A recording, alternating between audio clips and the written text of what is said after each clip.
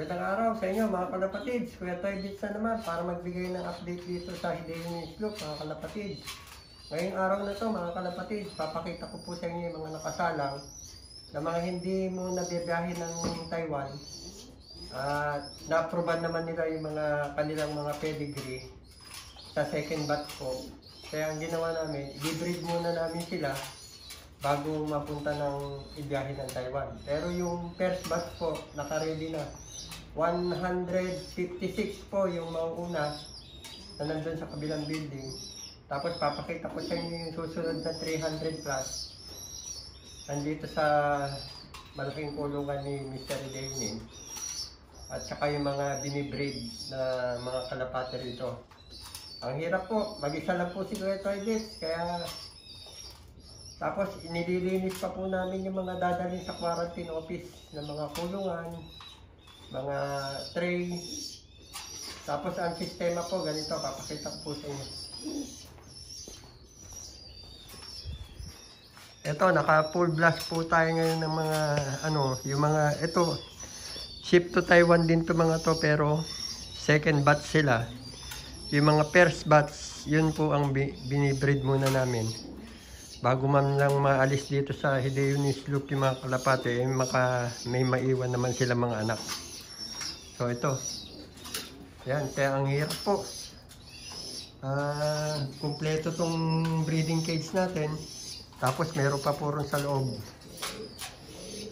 Ito, yung mga winalay ko naman, papakita ko sa inyo. Yan, nakapalabas ako ng barless na white flight. Yan o, na slate. Slate na barless pa, white flight pa. Napakaganda po niyan. Ang lahi po nito is Morris Gordon. White flight po yung nanay, slate po yung tatay. Ayan ang nilabas. White flight na barless. So sa labas po tayo, papakita ni Kuya Toy Bits yung mga nadadat na natin trabaho dito. Ang hirap po ito. Pinakain ko lang, mamaya ako nalilinisin yan. Kasi nga dito sa loob ng kulungan, ang dumi na po. Kasi kasama ko kung pumasok, anong oras na. Kaya kawawa po tayo ngayong araw na to.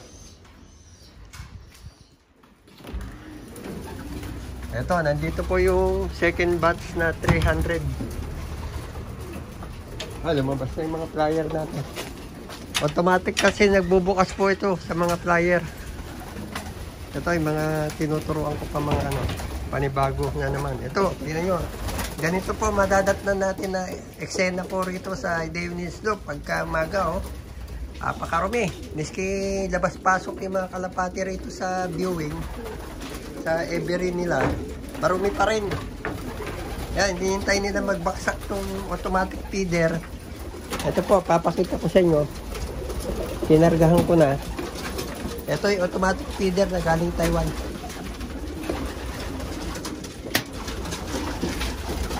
Yan. Kakargahan mo po ng patukayan. Naka-timer po yan kung anong oras magbabaksak dito sa dito. Babaksak po yung pagkain dito 3 beses. Babaksak ang pagkain. Kasi nga yung unang beses rambulan sila, yung mga hindi makakain, may chance pa siya sa pangalawang baksak ng pagkain. Tapos pangatlo. Yan, ayan sila.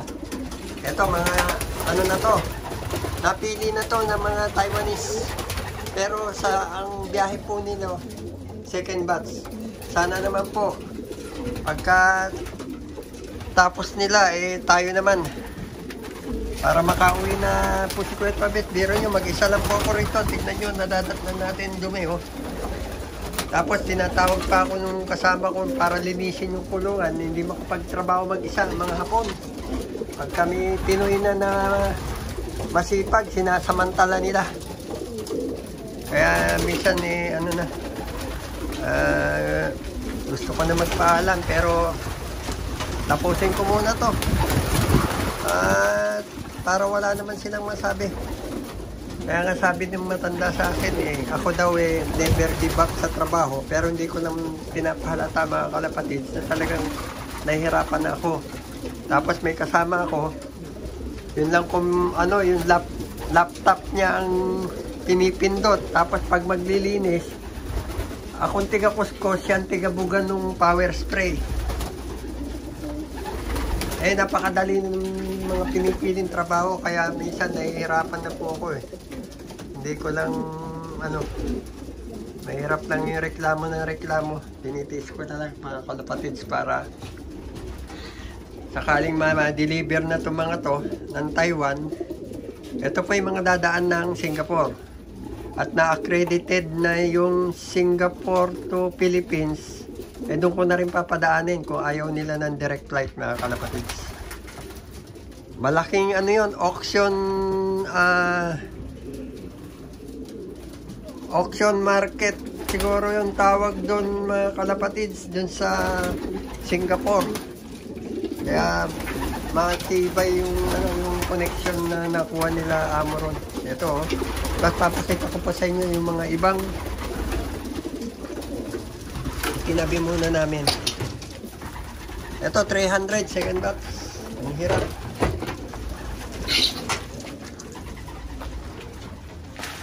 Mararanasan nung kasama ko yung hirap dun sa ano, sa quarantine office. Ito, tingnan nyo. Mamaya papakita ko muna sa inyo rito sa likod. Ayan o, kukuskusin ko yan mamaya, dilinisin. Tapos i-disinfect yung mga tray. At yan ang dadalhin namin doon. Kasi dito mga kalapatids, ikaw ang mag-provide ng kulungan doon sa opisina ng quarantine. Re-rentahan mo lang yung pinakapwesto at tapos 21 days checkin ng mga vet yun. Ito pa rin yung mga sa atin. Oh. Hindi na pinakailaman dahil nga siyempre napili ko na itong mga kalapatids. Oh. Tapos may pinag-pair tayo rito na dalawang brown. Gustuhan ko po yung kulay at saka yung lahi niya. Ayan o. Grabe, pulang-pula na mga kalapatids. Oh. Pinag-pares ko muna sila. Paitlogin natin.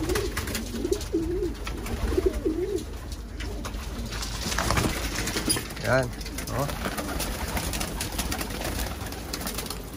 Ayan yung mga para sa atin na reserve.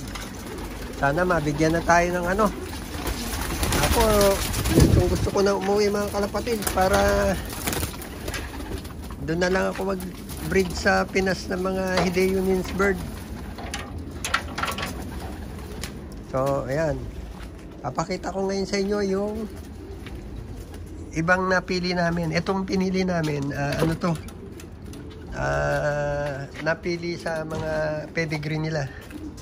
Hindi basta sa itsura, pati sa pedigree.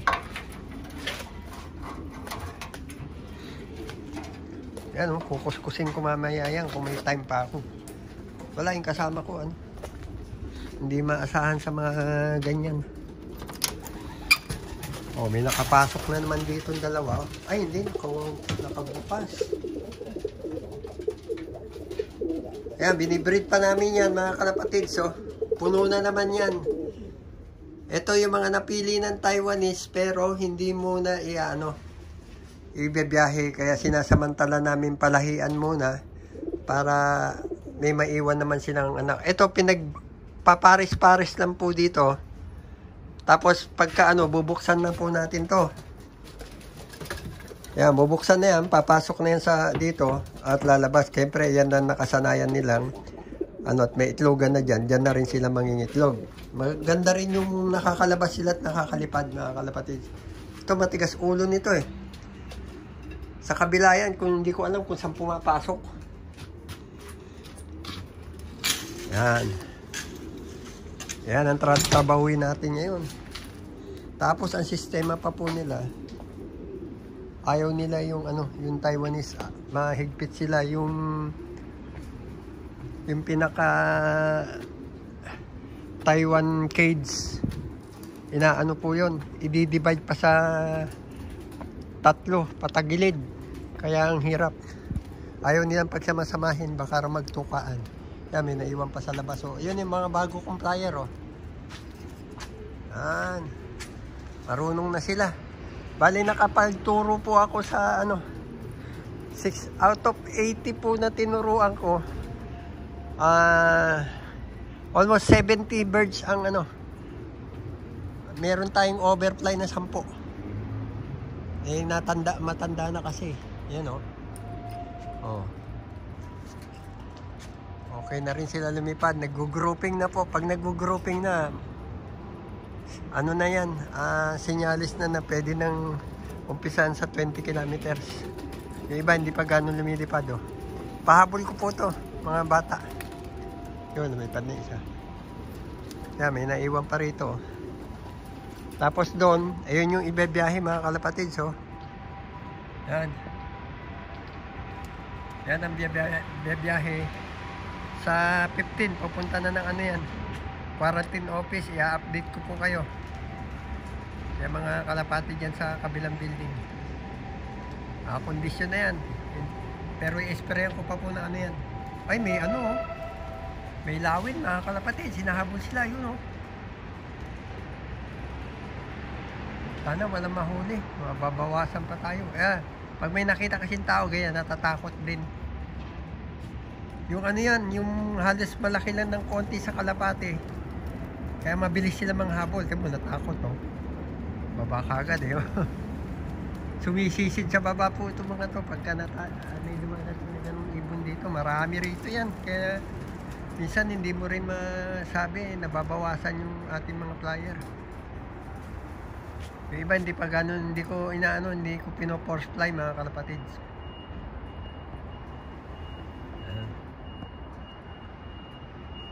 Ito mo, nagkalat-kalat sila. Ang ganda na ng ayun. Grabing taas ng isa, Natakot. Mga isang buwan pa, makikita na natin ang grouping yan.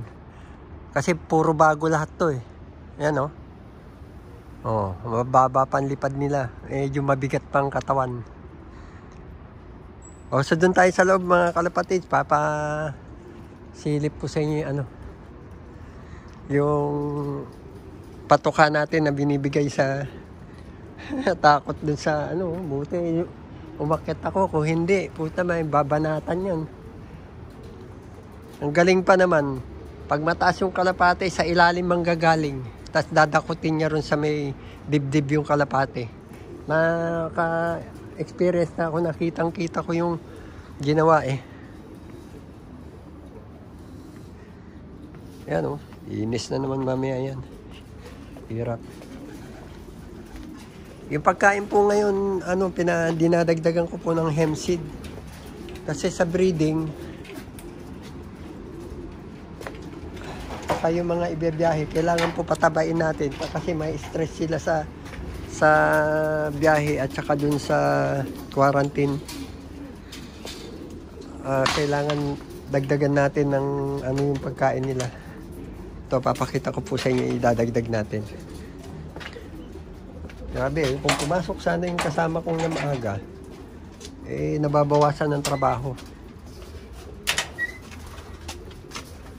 Hindi pa lumilipad yung yung ibang mga bata. Viewing muna sila dyan.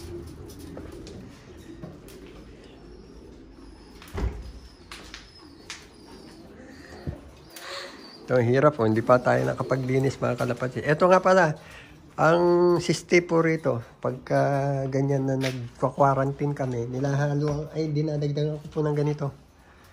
Yan, naglalagay po ako ng hemp seed, yung buto po na marijuana. Bawat isang, ito naman po yung pinapatuka namin. Yan. Yan, para makita nyo, ito naman po yung hinahalo natin hemp seed. Bawat isang ganito po, 20 kilos, ilalagyan ko lang po ng 1 kilo ng marijuana seeds, itong hemp seed. Yan, 2 bag yan.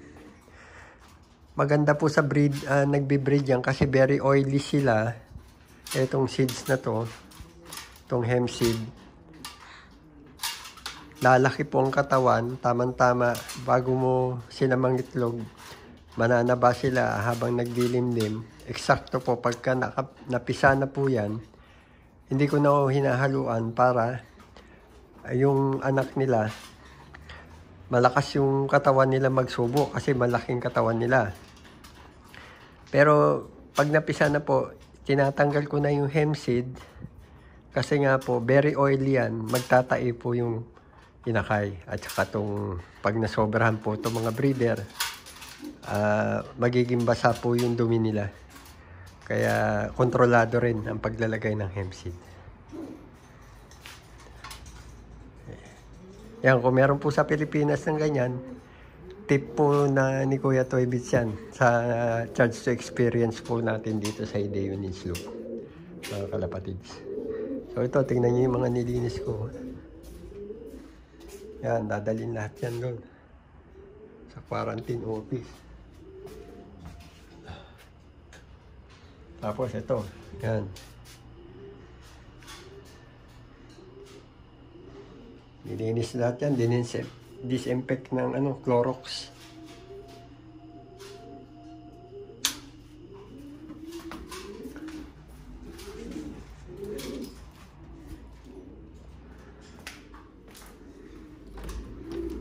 Ito nga pala, papakita ko po sa inyo. Itong ganitong klaseng kulungan, ito pong Taiwan cage, lalagyan po ng divider dito. Gagawin 3 kalapati ang isang pinto, 3 rin sa kabila. Bumili na po kami nung parang plastic.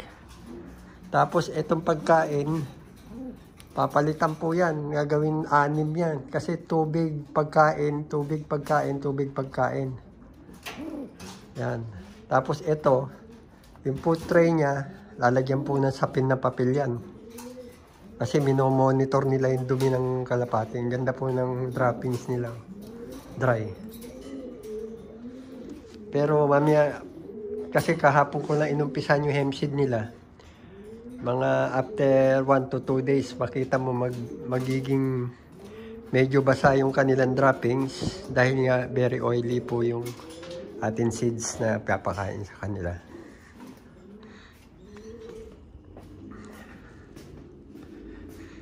Labas po ulit tayo. Papakita ko sa inyo yung tingnan natin yung mga rumoronda.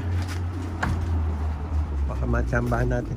Hindi po sila ba gaano pang rumoronda. Kasi nga bago lang to. Matataba pa po yung katawan nila eh. Ano? Oh, nagpipara na naman. Ganyan-ganyan lang. Hindi ko ginugulat kasi nga baka lumayo. Ayan ang ayan oh. Pinakamahirap na parte yan sa pag-aalaga ng kalapati. Isa sa pinakamahirap yan yung pagtuturo ng mga young birds. Oh. Medyo maganda na. Nag-grouping na oh. Oh. Yan.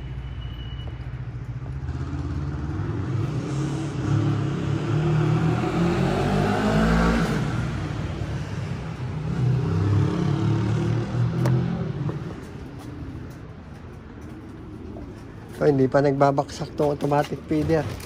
Ito, mga tamad, hindi lumabas, oh. Palabasin natin yan. Lumabas kayo, mananaba kayo at may hemp seed. Ay, hindi na kayo makalipad niyan.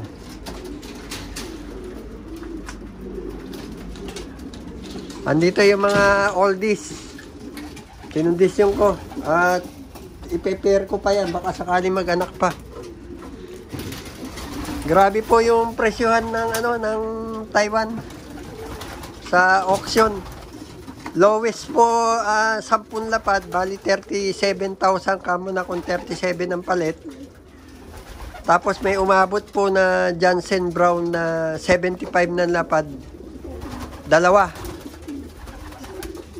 Tapos yung mga anak ni mga apot, mga anak ni 019 at saka si apo ni 319 at saka mga anak niya, 50 lapad po inabot.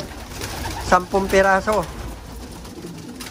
ang nakalusot na breeding ni Kuya Toy Bits na ma-i-auction na mahal. Tapos yung iba naglalaro sa mga Gordon, naglalaro sa 40, 30 na lapad, 20, yan. Pero ang minimum 10 lapad po kada isang kalapati ni Mr. Ideon. So hanggang dito na lang po. Dito na po tatapusin ni Kuya Toy Vincent yung update ko sa inyo sa araw na to. Like, share, and subscribe po. Para naman medyo ganahan po si Kuya Toy Vincent sa pagbablog at pag-share sa inyo ng aking mga ginagawa po rito sa Japan. Share nyo po sa mga magiging bago natin mga subscriber. Marami pong salamat sa pag-share nyo sa akin YouTube channel mga kalapatid. Pati na po yung reel ko, i-follow nyo na rin po. Salamat po, arigato, bye.